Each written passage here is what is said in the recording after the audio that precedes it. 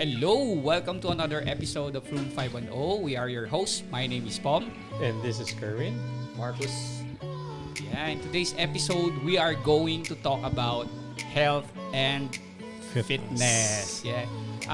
Alam ko naman, in today's pandemic, it really limited our daily routine, including our ability to enjoy the outdoor environment. And it somehow played a big factor in our motivation to work out and exercise.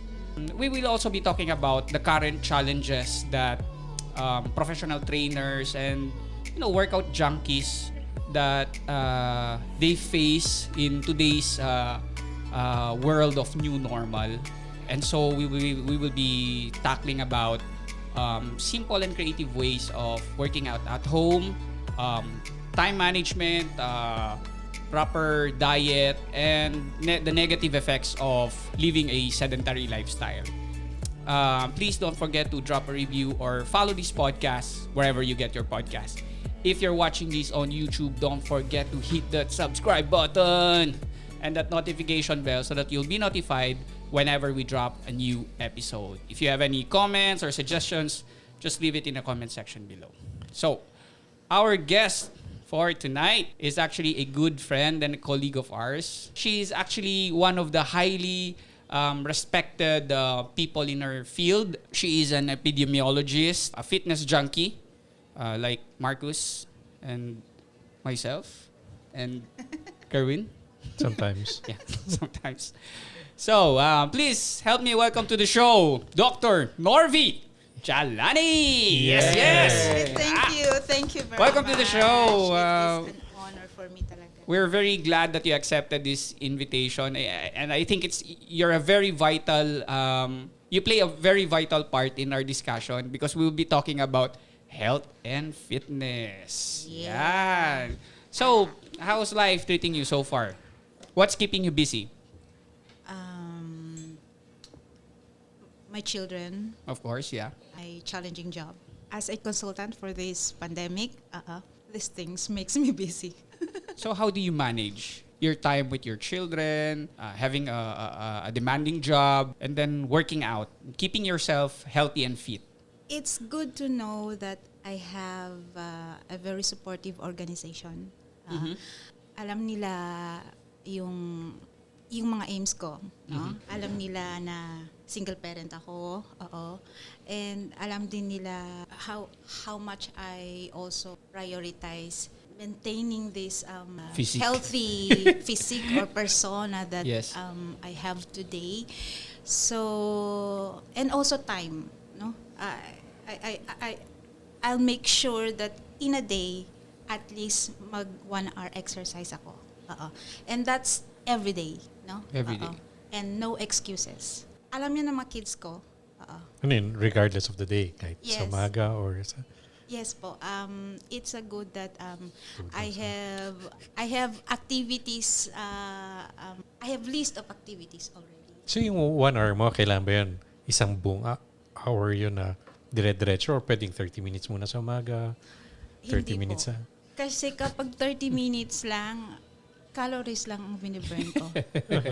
Dapat, you have to go beyond 30 minutes para mag-fat burning ka.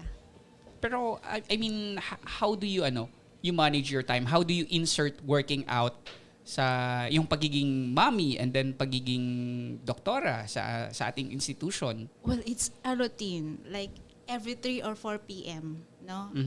From work, I will go to the gym. And then while on gym, I turn on my messenger so that my kids can see me. So, everything Akala ko nakikita fans ng club. mga anak ko. Facebook live. You know?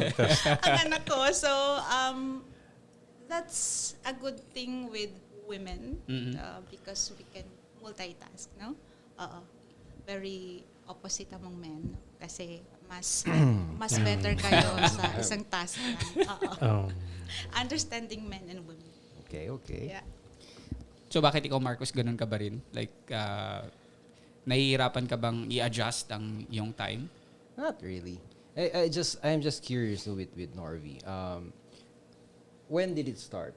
I mean, your fitness lifestyle. I know that you're a busy woman, and then you're a single mom, and then you've been through a lot, like you said. So I just wanna know, when did this lifestyle started? I mean, this fitness lifestyle. Because when I was your student, yes, I Kasi know I- if I'm allowed to mention, but your weight is kind of Yeah, I've seen Doc Norvie, no, since med school days, and then after that, and then she got married, and then after that, so I've seen her took shapes in a different way. So she got fit, and then she got a little bit on the overweight side, and then so now I think yeah. she Because I remember when I gained- was your student, I heard from a classmate of mine. She said na yan si Dr. Norvie, hindi yan ganun ang katawan niya. She's really sexy and grabe ang shape niya. So when she was single, really? yeah, I can attest to that. So When she sabi ko was nga after in her younger, in her early 20s, maybe so now I think you regained it. Yeah, unfortunately kasi, Unfortunately. yeah, nung nagkaroon ako ng work, my previous work was, well, very stressful. So, napabayaan ko yung sarili ko.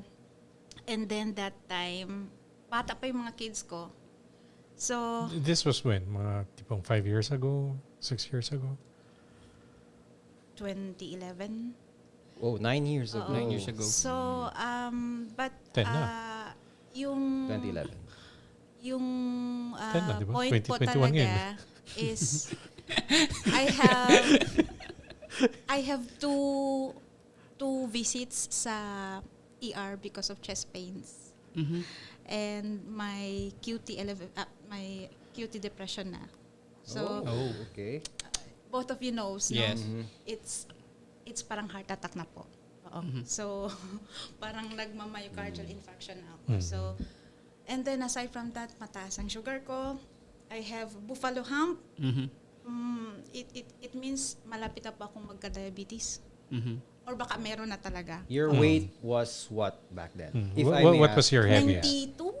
92 kilograms. And then you're like how 5'7", 5'8", 5'4". 5'4". 5'4". Okay, that's a little overweight. Yeah, oo. Yung BMI niyan is nasa Mga 31, something like that. yeah, so 31, you're 32. playing Yeah. around that nasa morbidly obese category na siya. Oo. And then I have like 4 waistlines. 4 waistlines. kapag nagpapatahi ako ng white coat natin, no?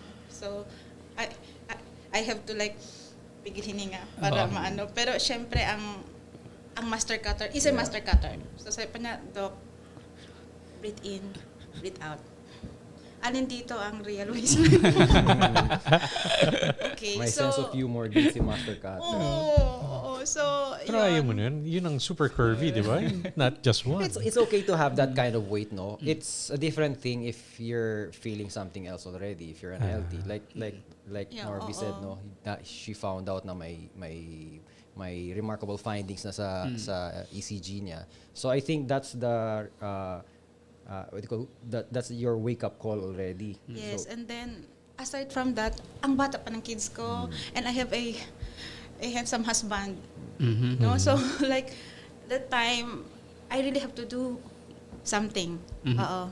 And then ang mood ko parang iba na, no? Parang lahat kalaban ko hindi maganda. So basically your motivation was your health Yes, health. and your husband and your kids. Yes. So So it wasn't aesthetics yung Hindi motivation po. mo eh. So Hindi po more on talaga. talagang gusto mong Yeah. to be healthy. To be healthy. Hindi Kasi po most to be people would like to sexy. slim down dahil syempre gusto Aesthetic, nila. yeah. Aesthetic. Gusto mong sexy ka na. Mas napapansin. Well, kapag mataba ka, napapansin ka naman din. Mas napapansin ka, di ba? Kaya nga, in a Pag, negative way. In a negative way. Sa group Yeah. picture, kita ka kaagad eh. Healthy po. So Yeah. I started with changing my diet, no? I started to eliminate rice as my source of carb. And bumili ako ng quinoa. So yun yung substitute ko for carbohydrates. Carbohydrate. Then for protein, I have tofu. No? Alright. Paano yan kapag sa mga may uric? Mataas Well, na you have to monitor your uric first. Yeah, so it is advisable po na if you want to stick on a certain diet, please visit your doctors. So ang diet ko po kasi hindi ako like I still eat proportions, no? Lahat ng macros nandun. My source of fat is yogurt. Kasi hindi rin natin pwedeng mai-remove sa equation ang fat. Kasi like ang brain natin is 60% fat. Kung hindi tayo mag-eat ng fat, liliit siya, mag-shrink. So being a doctor, brains po natin ang Puhunan natin. yes, oo. So yun, no? Hindi rin natin pwedeng Bagay yan. ma-eliminate Ngayon agad ko lang ang fats. nalaman yun. Yeah, Yeah, I mean, so- fat is one of Talaga? the best sources of energy. Good fats. Yeah, it's a long duration energy kasi unlike carbohydrates, it just burns down. Pero yung pang long term yung fat yung pang long term yung fat energy niya. Yeah. So is it related? The brain only accounts 2% of your total body weight. But just imagine But the yung function the, niya. the glucose it needs for it to function. So ganun So ka. doon din ba nakuha yung saying na ang taba ng utak mo? Well, yeah, maybe. Pwede, yeah. Yes. Diba? Yes. So it's short of saying na you cannot eliminate one thing Mhm. and then move on to the rest. Dapat portion control. Andun lahat. Everything is present. Your carbohydrates, Pero may your ibang fat, kasabihan din your ang protein. taba rin ng puso mo. Parehas ba din yun? Feeling ko hindi Well, eh. yeah. Baka generosity yon. Oh, pwede. Kaya nga. So, ibig sabihin, yung fat not necessarily mean bad. Sometimes it connotes a good side. Yeah. Pero, Good. ang taba ng puso mo. So, it doesn't mean na, ang taba-taba mo, pangit na. Yeah. There are certain people who likes people who are chubby. So, medyo, ang taba-taba ng puso mo, ang taba-taba ng utak mo, ibig sabihin, may, smart ka. Taba-taba ng ano mo. Yeah, pero you made mention earlier na Ito si Doc. you made mention earlier na other people do this because of purely aesthetics, because they wanna look good, and other people do this because of health reasons.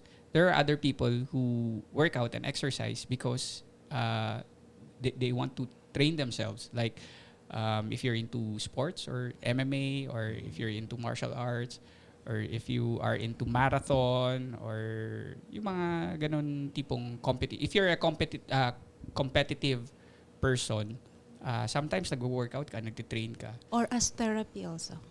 Yeah. Yeah. Because when we exercise, lalo na sa gym, di ba, we secrete happy hormones. You know, and these happy hormones, makes us feel Yeah. good, Endorphins. Oh. endorphins. Exactly. We are in a pandemic right now, and I know there are a lot of challenges for regular gym goers and for regular people like me who wants to work out.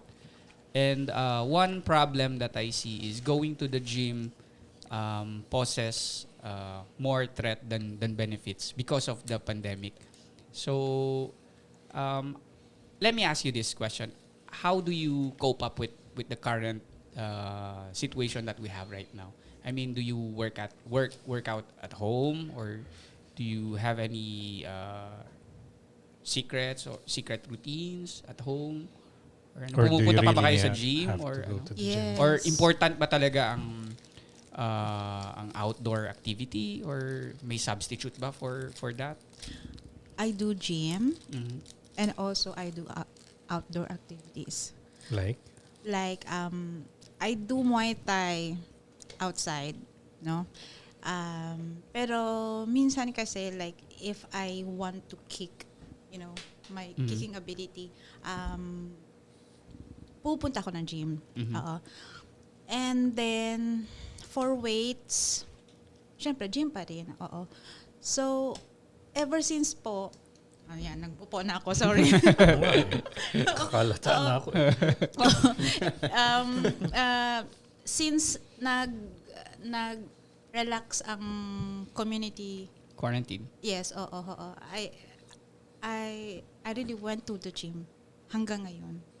Oo, so ang reason ko naman is I do not see any data sick people that are gym goers. Okay. And then it's a good thing na kung ang gym ay open siya. Walang air Well-ventilated, conditioners. no? Yes, oo. So Air cool. so wala kang nakikitang gym goers na nagkakasakit. I mean, how are the health protocols being implemented in the gym? Like when you go to the gym, do you still wear your mask, or Yes, do you so still mask. maintain that? Yeah, that, I mean, that ideally, it should be 50% capacity, and then you work out with your mask on and then your face shields on. But come on, let's face it, it's impractical. Yeah, and it's You can't detrimental to breathe, your health. You can't exhale, inhale well if you have your mask on. Let alone mask and the face Face shield. shield, yeah. Oh my So personally, when I go to the gym, what I do is check first if there's a lot of people, and then if the people and if the crowd is just few, good enough for me to join them, I continue going to the gym. But if hindi, so malas ko, uwi na lang ako. Si Pom, iba Nandun yung ano eh. Check muna kung maraming chicks sa loob. Tapos, Most probably, no? Ganun si Pom. Walang ya kayo. ay, Hindi, wala, li- puro ano. Hindi, lately naman kasi hindi ako nakakapag-workout kasi bahay and hospital lang ako. So, But you can work out at home. If you know the drill naman, no? If you're experienced already. By experience, I say, you've been to the gym already, so you know what to do. So you can carry or lift anything at home, your sofa or your gallon of water, whatever. So I do with sofa. actually, that's what I did during the first few months of the quarantine. One side lang na sofa. Iba na imagine ko. okay. Alin na rin? Yung sofa na imagine na iba, hindi for lifting. Hindi, ang in-imagine ko was, you lifted the entire sofa. Hindi ko naisip na one side lang. Yung sayo naman, yung sofa naglilift sayo. Oo nga. You're there. pero going back, na-remember ko nung first few months of the quarantine, I was all by myself sa hotel. Cue music. Oh. By myself. What the po? So, it was really lonely. Mentally, it was parang exhausting kasi mag-isa mo lang sa room. Tapos, we are actually not allowed to go out and Welcome to my life. Oo, ganun din eh. So, parang I was able to cope up somehow because every afternoon, I really find time to do simple home exercises. workouts. Yeah. Okay. Simple workout sa loob ng hotel. And Introvert ka ba? it kept me sane eh. It kept me sane. Introvert ka siguro. Pervert. Intro pervert. I don't know. Introvert ka I siguro. really, I don't know. I don't consider myself introvert. In fact, very outgoing. I'm a very outgoing person. I like to mingle. So I'm a Yes. social. Just that I'm a social. you didn't have a being. choice kasi Ah. naka-quarantine ka. Oo nga. Yeah. So, of course, yun nga sabi ko, for you to be able to cope up, I was able to cope up through exercise, keeping myself fit and healthy. Yeah, if you have that in you and then you're on quarantine, that's what you do. Yeah. I mean, you do push-ups, whatever you can do there inside the room, and then And you come out fit. This has been proven with prisoners. Like, 'di ba, nagwo-workout sila. Kerwin. It's one way of Si Kerwin naman, ano yung home workout ni Kerwin? Yeah, very interested Silence kami. Kerwin. Kerwin. Kaya nga malaki yung braso ko na yun. The guy in the chair. Yeah, pero ikaw, Kerwin, ano yung Same paano mo din eh, nasisingit kasi- yung exercise or workout in your daily routine? Nung quarantine, that's a no-brainer. So wala ka naman ibang ginagawa. Diba? So you have all the time to work out. So medyo I have a few weights din sa house. So Sofa. How many months has been since the last time you used your weights? good question. Last month. So How many pounds did you lose? Or you lost the weight? The weights per se, the barbell.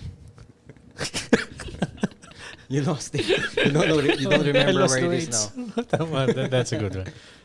Actually, wait.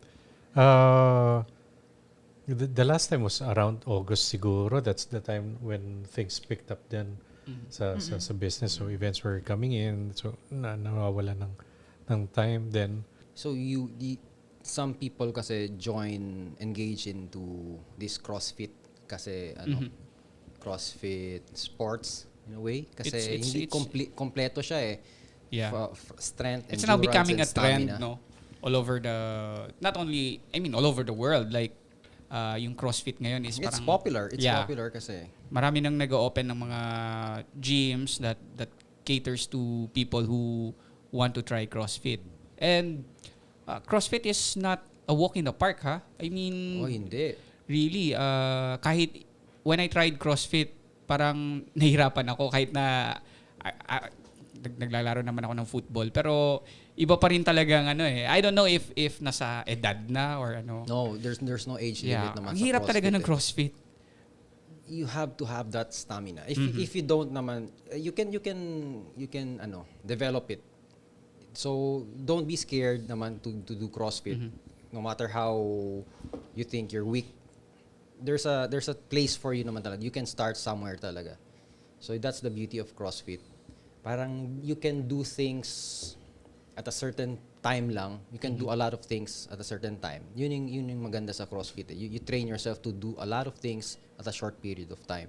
Then you burn a lot of You calories. burn a lot of calories and then you still have the stamina. You still have the endurance kasi. From what I observe sa mga bodybuilding naman, sure you have the strength, you have the power. Pero it won't last. So you have the bulk muscle to carry maybe the heaviest of pounds there sa gym. You're the winner. Pero if you go to the CrossFit territory, you can lift their weights to its full capacity dun, pero hanggang ilang reps lang, ilang short period of time lang. So yun yung edge ng mga CrossFitters kasi nakikita ko. Nung 92 kilograms ako, mabigat talaga ako. So, hindi ako pwede mag-CrossFit or mag-weights. So what was the Zumba. initial stage? Zumba. Nag-Zumba ako for ayan ang 9 favorite months. So, Ganinong favorite yan? Ni Zumba is so balanced. It is isometric, diba? So, in fairness to Zumba, I lost 10 kilograms in 9 months. In 9 months. So that was the initial stage So, of 9 losing weight. Yes, and then just followed from by dancing. All right, anyway. Yeah. Opo. So like mga 1 to 2 hours. Of Zumba. And Zumba. then Makapagod nun. 2 hours ka. 2 hours. Sayaw ng sayaw. oo, tapos yung mga kids ko andun din. Andun din. And then my husband was so supportive. Oo. And then after 9 months, hindi na ako pinapawisan sa Zumba. Okay, so kailangan mo na ng mas strenuous You need activity. more. Yes.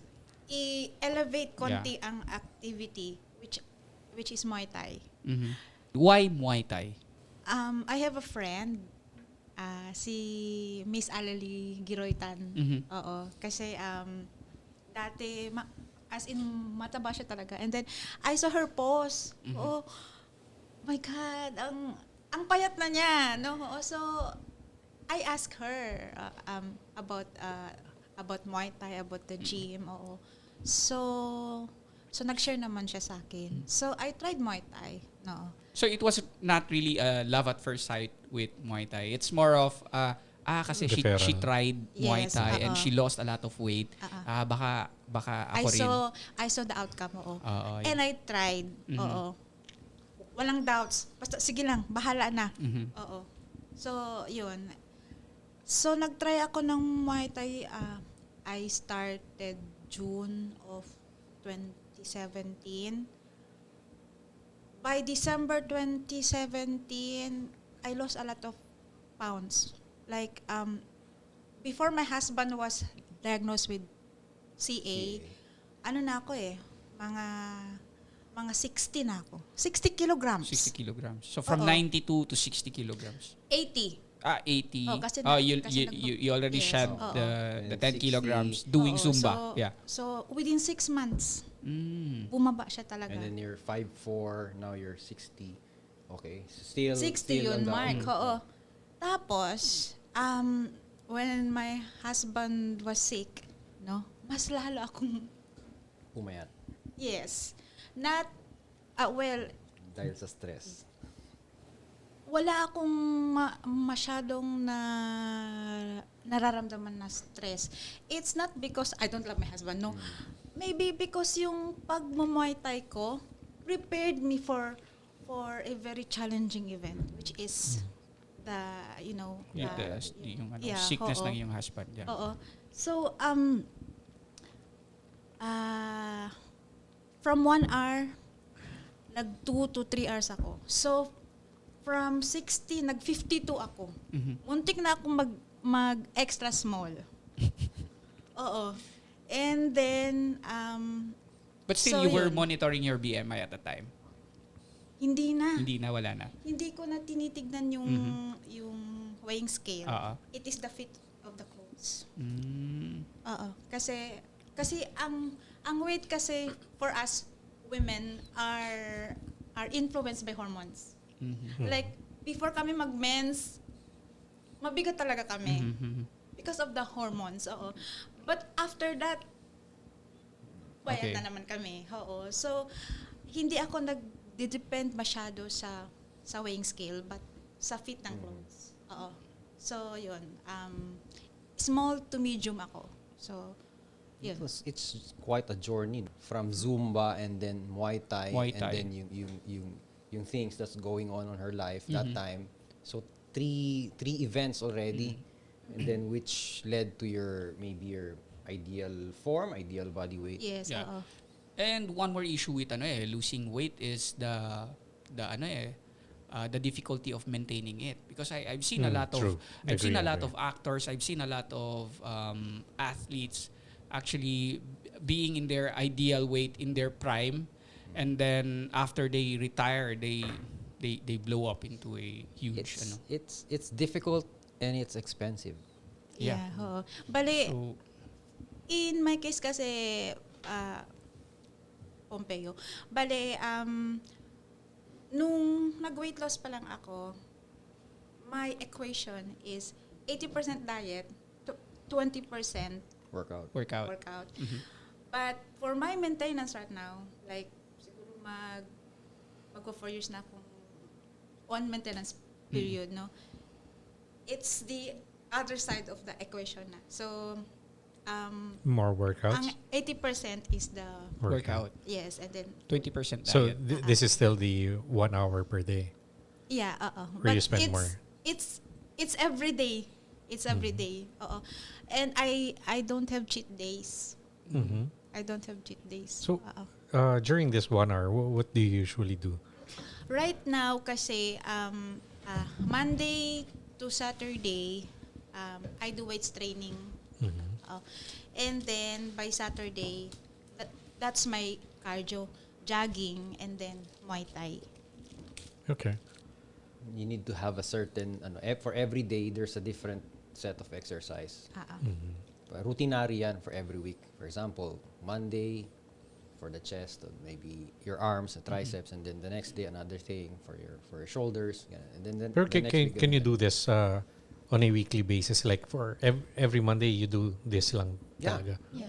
It's up to you. You don't have to change it every week. Kasi So- hindi naman advisable lahat ng muscles kasi You'll be mag-burn really siya. exhausted. Dapat you have to let it rest mga 2 to 3 days para mag-grow. For the muscles to heal and then grow.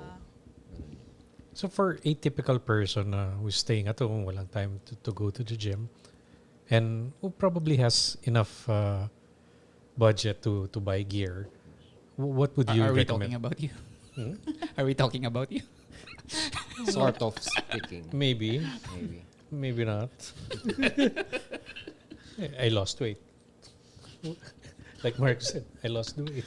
Well, You lost ako the kasi, well, as a woman, during ECQ, I bought dumbbells. Well, as with everyone, like Kerwin, he has his dumbbells. I Sofa. have my sofa. I have my dumbbells also, and then Norvie Yes, me has too. the Dumbbells. kettlebell, right? Kettle and bands. So basically, you maximize everything you have at home, and then siguro mimic whatever you do in the gym. Whatever is useful there, you do it. So long as you do it not quantitatively but quality. So ibig sabihin nun, for every reps you do, for every repetitions you do, dapat quality repetitions yun. Form is very important. Form is very important to avoid injuries also. Parang mga ganun. How about the time? I mean, does it matter how long you work out at home?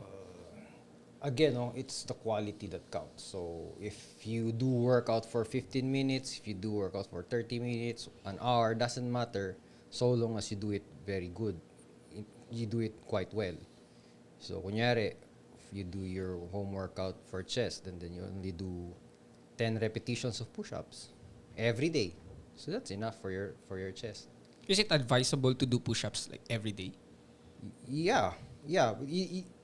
Kasi when you say push-ups, you're only lifting your weight, your dead weight. So it's just advisable. If you do push-ups, or if you do, kasi if you're in the gym, the counterpart of it is bench press, diba? Yung bench press. Yeah. You lift, you put some weights there. So if you do it every day, so you will really encounter a lot of injuries if you do it every day kasi it's the maximum weight.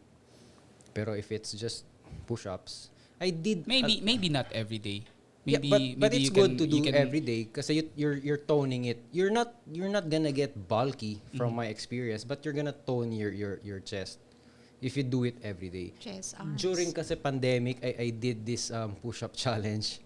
So it's every day for I forgot for a month. So you do push-ups every day for a month. 25 push-ups 25, every yeah. day. For 25 days, I think. So yeah, yun. It's a good exercise. Kasi you're pressured to complete the challenge. Yeah. So, Yeah, and, sayang nga I should have tagged you both para mag-challenge din kayo ng push-ups that time. Yeah, kasi about doing push-ups every day. If you do like maybe 3 sets of 25 reps, No, just 25 reps. Just 25. Every day. 25 repetitions of Yep. push-ups. If you do it every day, you don't allow your chest muscles to heal. To heal. Diba? But So, you didn't let your muscle injure itself naman. Kasi you're just so what's the point? you're just in the comfort zone na If parang if you're trying to tone it, 'di ba, you're trying to tear it. No. So if you're No, not No. if you're not trying to do an effort to What? tear it, so what's You're- the point? You're not tearing it because tearing is injury.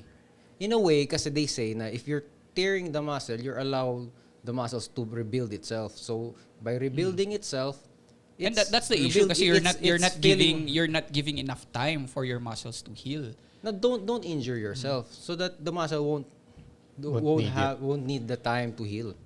So mine is parang muscle So muscle 25 memory lang. push-ups a day A is day. okay. Pumping It's a ganyan. challenge. It's a challenge. It's not okay. You cannot do that for the whole year. So that's why yung challenge is there's a certain time lang. So for example, for 10 days or for a month lang, 25 push-ups, it's a challenge. So if you do it on a regular basis without the challenge and all, everyday push-up is good. Kasi you're only carrying your weight. You're not carrying the heavy weights kasi. So for like, if you're like a 70 kilo guy, so you're just carrying the 70 kilos. It's maybe less kasi it's just your back. So you're not getting bigger. You're just toning it. So it's a ibang usapan kasi if you wanna get big, di ba? Kasi you go to the gym or you increase your weight. Or So that's where the injury set in. yeah, but my advice is different. If you wanna target or maximize your muscles, you try to mix it up. Maybe push-ups for today, and then tomorrow maybe sit-ups, or the next day is leg raise naman. Well, yeah. You're talking now about the whole body workout. Yeah. kasi. So yeah, you're right. If you're talking about the whole body workout, so you can also do for a day the chest workout and then for the arms workout. It's okay. So long as the next morning you allow the muscles to rest, the previous muscles you've worked out, you'll allow to rest the next day. Same as with the gym. So good if you have the home workout. So if Kerwin still has the dumbbells, Yeah. he can work it out. So parang ganon. If you jog every day, you'll injure yourself. Actually, for some, yes. If they didn't do it correctly, right? Yeah, that's Same why with, they're. same with push-ups. Yeah, I agree. Is there a wrong way of doing push-ups? Yeah. Yeah, There there is. is. Like- You can injure yourself. Yeah, like Using you two bend fingers? your Ah. your elbow. That's Yeah, there are. wrong. So If we're you talking arch about your back, Mm-mm. there's a lot of ways to do it incorrectly, uh-huh. but there's only one way to do it right. Yeah. So apart from just doing your research, it's also good if you have friends who are already working out, or if you have any friends who are gym instructors. It's a great way of getting the posture or the position right. So, because in working out, it's very important yung posture. A lot of people na nakikita ko sa gym, they just lift weights without any proper posture or balance, di ba? So maybe sa next guest natin, we can talk about those details Yeah. more. Yeah, So like maybe, yeah. proper form. Fitness experts. Mhm. So Yeah, aside from the home equipments, are there any foods that you should avoid? Well, that depends on that depends on the discipline that you are in. For football players, we normally, because we tend to run and run and run, we actually use our cardiac muscles for like 90 minutes non-stop. So it's very important for us to consume High energy food. high energy food. So that's very important, and that's also different for bodybuilders. It's Right. still the same. You Yeah, but the requirement is well, yeah. Kasi you have to take particular attention also to your proteins. That's how you build muscles. Yeah. But then you don't forsake your carbohydrates also, because carbohydrates is also essential for building muscles. So like Norby said, no, it's portion control. Everything is present, but portion control lang. Percentage nito, ito, a few percentage of that. So there's a fad right now yung ketogenic diet. Yeah. So they replaced carbohydrates for energy for fats. So yung carbohydrates sinet aside nila konti. So ang source of energy now nila is the fat. Kasi in theory naman talaga, 'di ba, yung fat is an excellent source of energy. Long term siya eh. Yeah. Hindi siya masyadong what do you call this, na digest agad. So maganda siya for endurance training. So like you, siguro if you're a marathoner, so mas maganda pag fat yung energy source mo. Yeah, and speaking about trends in diet, there's this Netflix special. Have you watched it? Ano bang title nito? The Game Changers. Actually, they advocate vegetables. Yun yung nila, parang Source of nila energy. yeah, parang there's this misconception about consuming meat, na syempre our energy comes from meat daw, but latest research, certain archaeological evidences showed that people in the past, like mga gladiators, they consume vegetables, beans, because human beings are not really meant to Eat consume meat. Yeah, from the structure of From our their point of view. yeah, from an archaeological point of view, because there were evidences or traces that the diet of the diet of gladiators or mga people from those times are actually Vegetarians. vegetables. That's the thing about that study. No? They only limit to So gladiators. now they're using that study to apply in mga real professional athletes, because according to them, it will actually make their performance better. Yun. So what's your take on that? Highly debatable for me. Huh? Because there are also researchers that made research not limited to gladiators. It went all the way back to prehistoric times. And humans are naturally, to say the least, omnivores. But we are, humans are carnivores too. We cavemen eat a lot of mammoths, cavemen eat a lot of bears and all that. And then there are traces of bones that we found in caves na nakita nila that we are really meat eaters. And then look at those the Neanderthals, they're all cousins ng mga humans. They're all musculars. More on brawn sila than brains kasi they've been eating a lot of meat and fat. So with that siguro they're just trying to promote yung vegetables. There are certain vegetables naman talaga may mga protein content. Like for example, yung mga legumes, yung mga peanuts. Kasi from our perspective naman talaga, 'di ba? A good diet contains a balance, a little bit of nutrients, a little bit vitamins, of carbohydrates, a little bit of protein. 'Di ba? Hindi naman talaga siya purely vegetable. So which makes me wonder like, talagang yun yung thing. Effective siya. But ako kasi I was guilty of trying that for 3 months. Pero baka parang psychologically may effect siya eh. Parang feeling ko mas lumalakas ako. Pero I ended up ditching the diet kasi sabi ko sarap talaga ng meat. So parang pero I tried the diet. Kasi parang when I watched the film, I was parang convinced parang you can only count how many vegetables are there na there's a protein content in it. Yeah. So and it's some of them are hard to find. That's why I said earlier it's expensive. If you go on a vegan diet and then you're trying to find protein and you're working out, you're gonna have trouble. Kasi saan ko makukuha itong broccoli? Saan ko makukuha itong peanut na to yung what do you call this? The cashew is very expensive. So peanuts, some good quality peanuts like my favorite pistachio is very expensive. Yung parang isang pack is like 1,000 plus. So those are the good quality peanuts. Those are healthy foods. So if you're gonna go vegan, that's one of your diet na yung peanuts, and then so you go green. But then for me, I'm not an expert, pero it's always better to eat portion of meat also, healthy meat. Yes. Not the unhealthy meat. So if you want to go bulky, my advice, if you eat a lot of meat, you get a lot of protein. There's a scientific way of doing things. Like the problem with bodybuilders, I'm not trying to generalize, but the problem with some bodybuilders is they try to experiment things on themselves. Like for example, ketogenic diet. If you do it right, it will do you good. But if you won't do it right, then it will be detrimental to your health. Yes, exactly. Diba?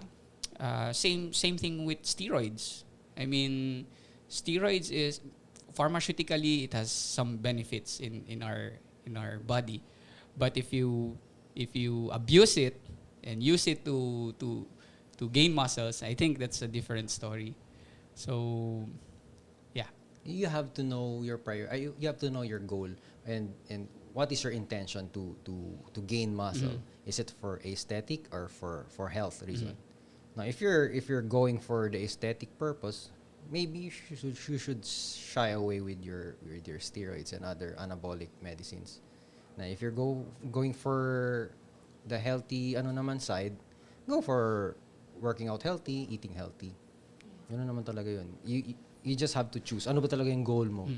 You wanna look good while staying healthy or just looking good? Personally, what's your motivation? My motivation. For working out. Like, do you do it because you wanna look good, or do you do it because you wanna be healthy? Even if I don't do workout, kidding. Well, I want to be healthy at my age, and then I've seen a lot of people who fall because of Yes. their unhealthy diet and unhealthy lifestyle. So at first, yeah, you cannot deny that you want to look good also. Working out is somewhat in line with looking good and staying healthy. So if you ask me, I say right now I wanna be and stay healthy. So secondary na lang yung looking good.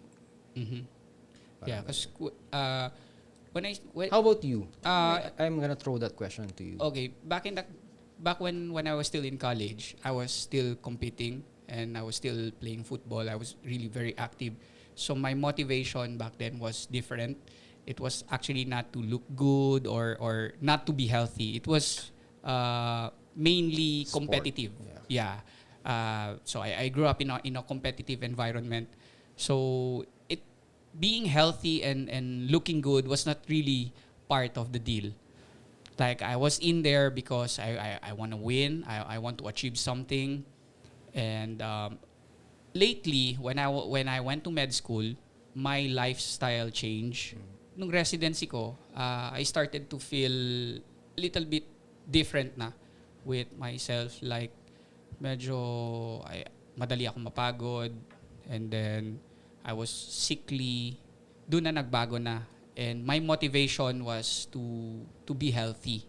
Kasi, for us doctors, kasi ang puhunan natin ng katawan natin. Apart from ang brains natin, ang katawan natin yung residency alone napaka stressful.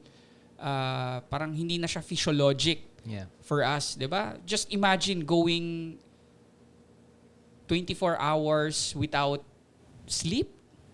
Akala nila ano lang yun parang sabi-sabi lang, pero 'di ba? Talaga I'm just curious. So physiologically it's Now I'm curious, no. I wanna ask Norvie. So, were you attractive then or now? Like right now, you're already working out, and then I think you've reached your goal. So, can you say that you're more attractive now than ever before? All modesty aside. All Yeah. modesty aside. I think now. Now, Yeah, because what made you say that? Do you have any say suitors? Do you have any fans? Do you have any well, I have fans ba yun? Well, I have fans ba yun? followers?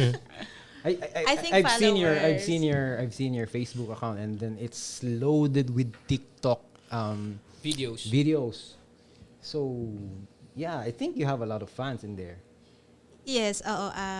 Medyo nagiging sikat ako konti sa TikTok Alright. ngayon. Oo. Okay. Because doon ko lang nalaman na marami palang tao ang gustong pumayat din. I am not endorsing any. Yeah. Everything is natural. There are no supplements, no? Just consistency, commitment, and motivation to be That's the thing, healthy. yung commitment. Yeah, oo. Tapos, side effects lang po ang pagiging attractive. Commitment is a hard pill to Yeah. swallow. You gotta have commitment. Yeah, kasi, well, di ba, may kasabihan na ang Rome, hindi siya na-build sa isang gabi lang. Oo, so, Rome was not built overnight. That's the thing with Yes. a lot of things. A lot of people would want this, but when they reach, they feel it's too much work, they give up. oh, yes. Kapag nahihirapan ka na, it means you are doing the right thing. You are on the right track. No? Kaya nga, ang being successful, no, is not that rewarding kung hindi ka talaga naghirap, di ba? Oo. So, yun, they admire the consistency. Oo. The discipline in me. Oo. So, maybe isang factor din yun na nagugustuhan nila, and then, ano pa ba? I have a good camera phone with very good filters, and maybe because of my confidence, no? You And, gained a lot of confidence when you were working out, and then you reach your goal. and you're maintaining it. Yeah. So your confidence is soaring high. Parang ganun.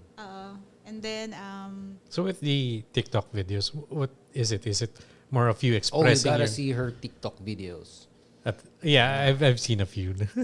yeah, more on my weight loss journey, decisions in life. But is it more? How to What's your handle stress. motivation in making them? Like, is it just you expressing yourself? Now you're happy with your weight loss, or are you intending to inspire others? Then Both. I want to share my weight loss journey and also to influence them to think positive, things like that. Because life is short. that's true. It's way shorter than most people would think. Lahat naman tayo mamamatay. So kung mamamatay man tayo, dapat healthy tayo. Kasi hindi I thought natin that body beautiful. ito. Ibig sabihin, namatay tayo Borrowed. due trauma. Kasi healthy, namatay tayong healthy. Ibig sabihin, accident, someone shot us in the face. Yeah. Borrowed natin ito kay Lord. Okay. Yung katawan natin. So dapat alagaan natin ito. Nice. All right. Alright. Okay. Very well said. It's nice.